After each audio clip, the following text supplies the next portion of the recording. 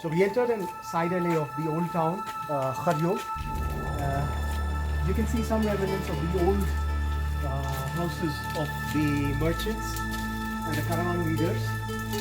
This is used to be the house belonging to the very famous Shah family, which was a trading family. You can still see the doorway. It's abandoned and probably the family moved to a different place. There are trees belonging to Khan Bahadur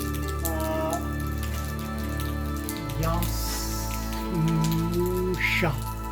So it is the Shah residency. By earlier standards, it is a mansion. It's a colossal mansion. Shah was one of the leading business families in Leh, but if I'm not mistaken, they actually were based in Yarkand and had stations everywhere. And we had the Khwaja family also in Leh, which was very renowned and a trading family, and of course the most renowned and legendary family, that was the Rudo family. It's still a very reputed business family in Leh. So these are the side allays. You can just imagine going back in towns with the ponies, bells ringing and loads being mounted on them for Yarkand, for Kashmir, for Lhasa. I mean, it takes you back in time. It takes you back in time.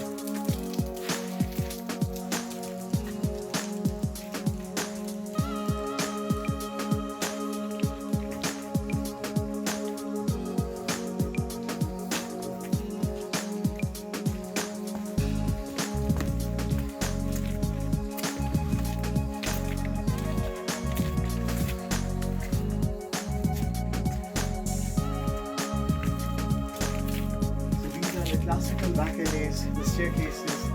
Just imagine cultures exchanging ideas here, commodities here, cuisines here, legends here, tales here.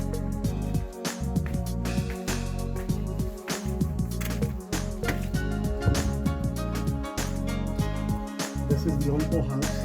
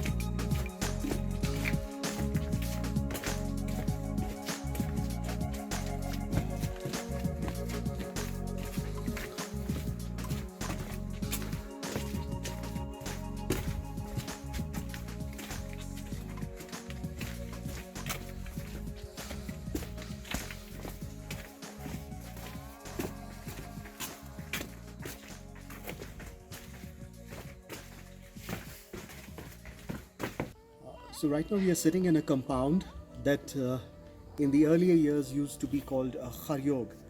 And Kharyog was the area which was very close to the royal castle, because in Ladakhi, Khar is the fort or the castle.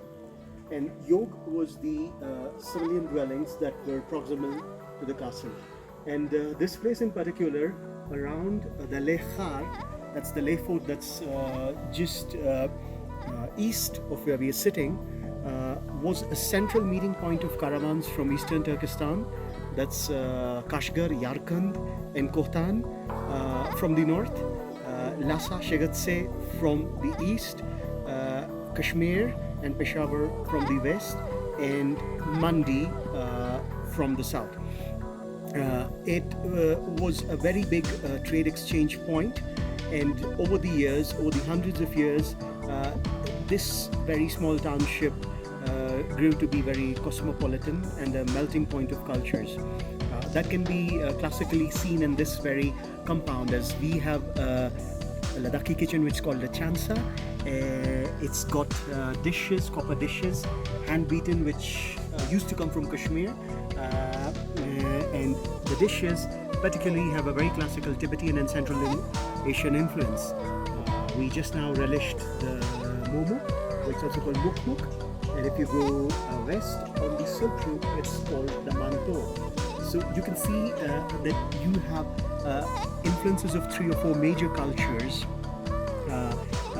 getting accumulated here and reflecting as a totally different and exciting culture.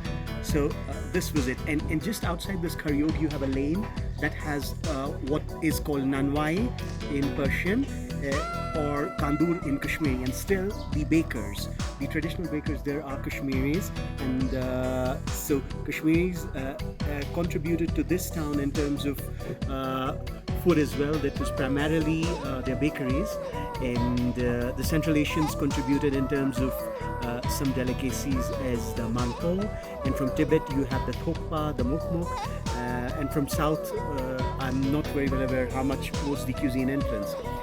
Now this was, in terms of the trading commodities in this part of the region, it's very important to understand what were the major trading commodities, though it could have been anything from the needle to a camel, but primarily what Kashmir transferred from Leh towards Central Asia was finely done shawls, saffron, and surprisingly calligraphied Islamic books, which were very much in demand in Central Asia, because Kashmir was known to be a center of excellence for calligraphy, and also a center of excellence for making handmade paper after Samarkand. And that was what Kashmir contributed. And down from Yarkand and Kohtan, Yarkand used to be supplying rugs, hemp cords, and Kohtan to some extent the very famous Kohtanese jade. And up Turfan, the most important commodity coming to this part of the world was the Turfani Pasham, that's the Turfani wool. So it all passed through this region down to directly south to Mandi, which was needed in the Indian plains, and most of it west to Kashmir, where the wool was turned into the very legendary shawls that were made in Kashmir. From Tibet, yes, it was again Pashm wool of various kinds. It was the wool from Changthang, that was Pashmina again, and even further east, the Chiru wool, which now is a banned commodity for the legendary Chateau shawls that were woven in Kashmir, and also musk from Tibet. So this is a very interesting list of commodities that exchanged hands in just this small township, and probably in this premises around here where we're seated now. And it was not just only these commodities, it was cuisine, it was language, it was culture. I had a gentleman friend here who was probably over 80 very many years ago. His name was Mr. Rahmatullah Zargar. I remember him of wearing a goncha always, but with a Turkish fez cap. And Zargar is a name that comes from Kashmir, means as goldsmith. So for me, Mr. Rahmatullah, God bless his soul, was a very exciting personality, a classical example of a crossroad influence. And I have more friends also here, quite seniors, who are the last remnants of this crossroad influence. So we are actually at a very historically significant place. This used to be the old quarter of Leh, as it was a caravan stopover, a very, very important caravan stopover and a trading exchange point. You had communities coming from eastern Turkestan, all the way from Lahore, Spiti, Mandi, and very important from Kashmir and from Lhasa as well. So this became a very important socio-cultural place as well, and that was the reason that the very oldest mosque in Leh was established in this Kharyog area. Plus the main trading bazaar, and later the Jama Masjid was also established here. With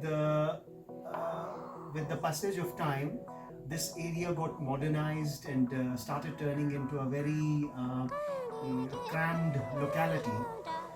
But nevertheless, with the initiative of the Anjuman Islamia Leh and the Tibet Heritage Fund, they have converted this area into a heritage plot, which has a classical, very classical Ladakhi kitchen, a Central Asian museum, a very small museum with artifacts established, a library, and an open dining space.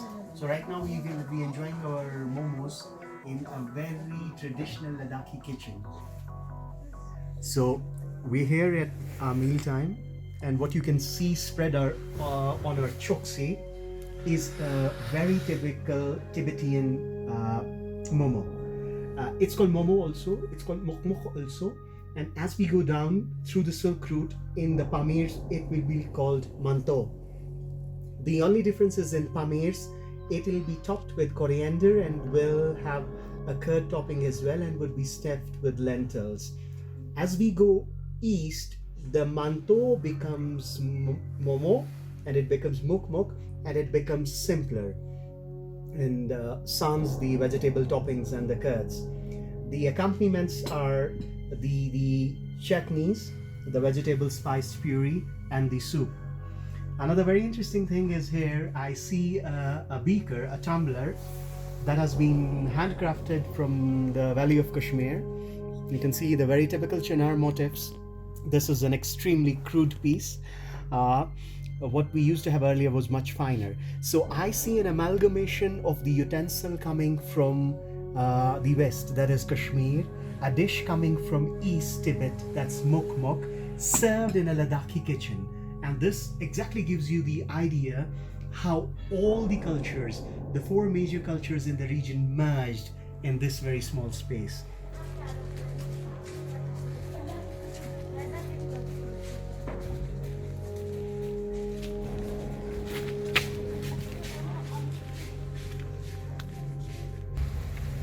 ये दाजू है दाजू? Yeah, so this is the arrowhead. He is handcrafted here because there is a culture of archery in this part of the world, and it's having a comeback because now it's being taken as a competitive sport. But sadly, the earlier bow and arrow, which in Ladakhi is called daju, used to be made here, and the best was a variant of the Sindhian bow that was crafted in Baltistan, that is Kargil. We have probably none of the artisans left who can do it now, and these are handcrafted spoons, hand beaten here, and rings with fake turquoise. So this is iron smith. Most of the iron smiths in Ladakh are based in the Chilling Valley, and historically it is said that they were invited to come here from Nepal to cast and make Buddha figures.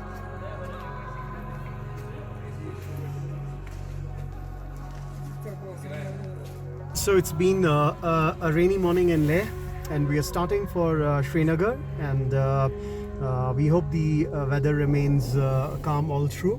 So we expect to be in Leh in about Kargil in about 4 hours, and then inshallah see the status at Dras if we can proceed further. So Leh has been very rainy, surprisingly, all the stay we had here. So it was not really the true blue sky Leh, but nevertheless we enjoyed and got to talk with wonderful people, had good food and lovely experience.